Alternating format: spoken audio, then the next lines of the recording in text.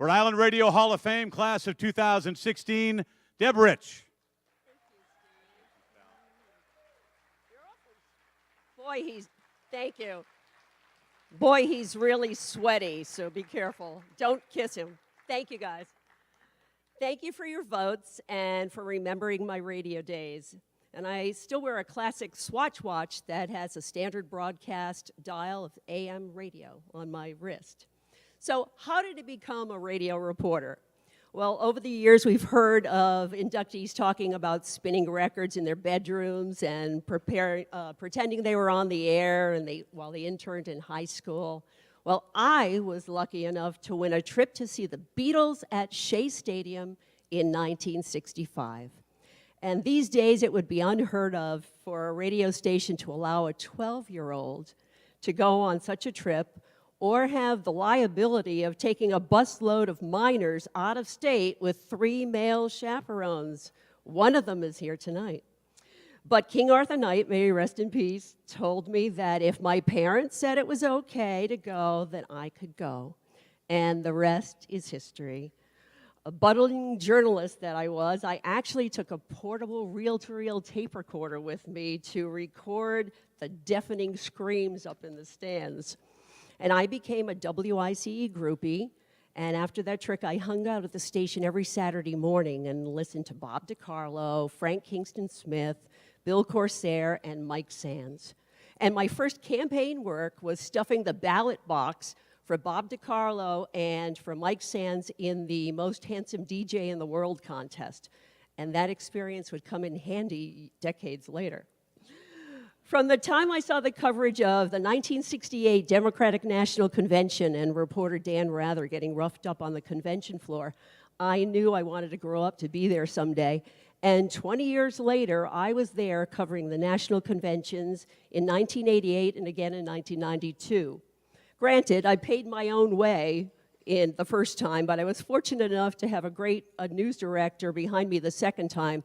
Thank you to Mike Montecalvo for paying my way. Developing a good working relationship with other members of the media and trusted the people who made news and never interjecting my own personal bias in my reporting. I felt that nobody cared really what Debbie Rich thought anyway, and they still don't. My job was to provide accurate details of what happened and to observe and get the facts straight and to report about it. And I loved that radio could do that, especially if you had a voice act and a telephone line or a two-way, and it was immediate at a time when my fellow print journalists would catch up a day later. You'd see it in the newspaper and it was old news, or before TV satellite trucks could get into place and acquire an uplink, radio was there. And through the magic of radio, reporting from the scene was an art that is sometimes lost now in the current time of tweeting and the pressure to get to be first. My love of politics led me to my career in political communications, and one day after my newscast at Cat Country, I got a call in the newsroom, and I picked up the phone, and I had, "Hey, it's Link Chafee, remember me? You applied for a job 4 years ago. Are you still interested?" And what he liked was, even though he hadn't hired me immediately, he liked that I was fair and I treated him well in my news coverage. And although some of you may think that going into politics was going over to the dark side, I used my knowledge of the news business to make sure that reporters' inquiries were answered, and I always asked them if they had deadlines, and I never played favorites, and I baked great chocolate chunk cookies for them to thank them every year for their good coverage of us. And I'm so grateful to have worked with the most honest public servant I know. And our Magical Mystery Tour has taken us from Warwick City Hall to the U.S. Senate to the Rhode Island State House and even the presidential campaign trail. And you got to give him credit. He's kept me on staff longer than my time at any radio station or my marriage.